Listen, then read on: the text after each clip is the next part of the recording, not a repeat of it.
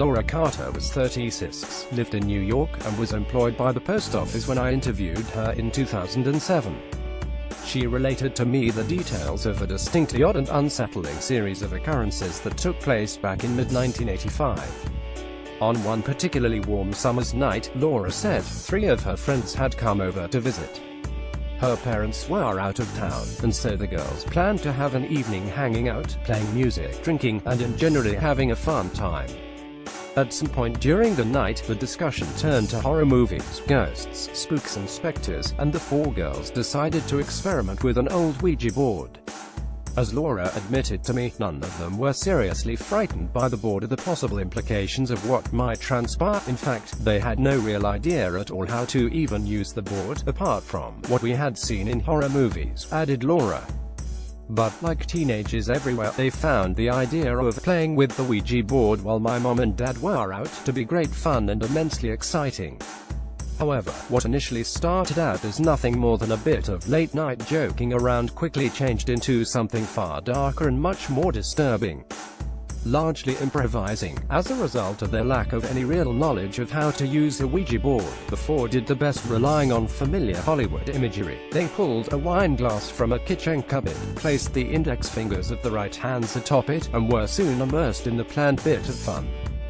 Questions about boys, when they would marry, and attempts to contact dead relatives followed, all to no avail, perhaps inevitably.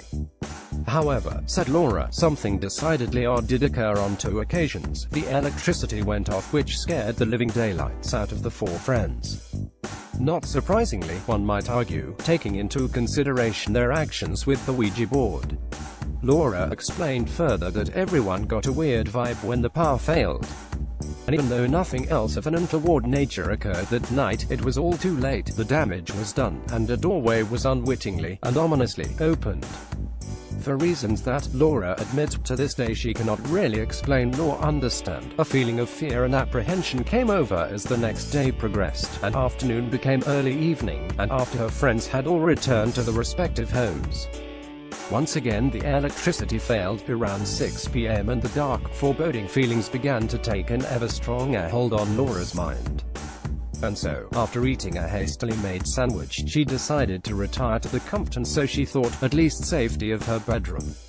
Later that night, however, Laura was woken from a deep sleep in the early hours, and heard what sounded very much like a loud, yet disturbing, animal-like scream, emanating from the vicinity of a small, but densely packed, area of woodland that was situated at the rear of the family home.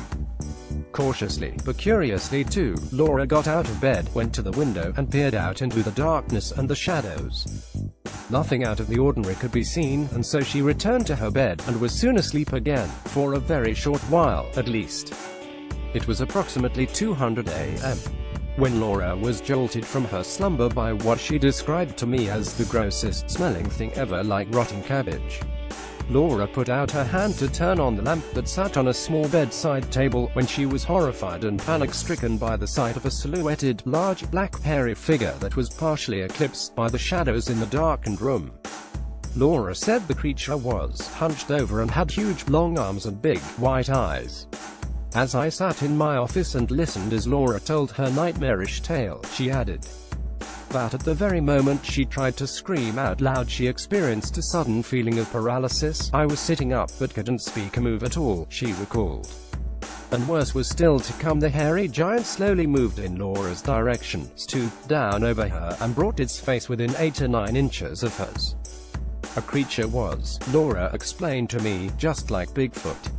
For barely several moments, the giant beast stared intently and deeply into her eyes, then slowly and carefully backed away, until the point came where its dark mass was almost indistinguishable from the shadows that dominated the room. The strange form ultimately disappeared, Laura recalled, like it had been sucked into the shadows. Notably, Laura added that although the beast had certainly scared her out of her wits, she did not get the feeling that it was in any way directly hostile. Instead, it was her opinion that the creature had appeared to warn her not to get mixed up with ghosts and Ouija boards again. Unsurprisingly, since the day Laura has not, and the beast has never put in a repeat performance. Whether Laura Carter's weird experience was one based within literal reality or the result of a particularly bad nightmare, it still puzzles her years later.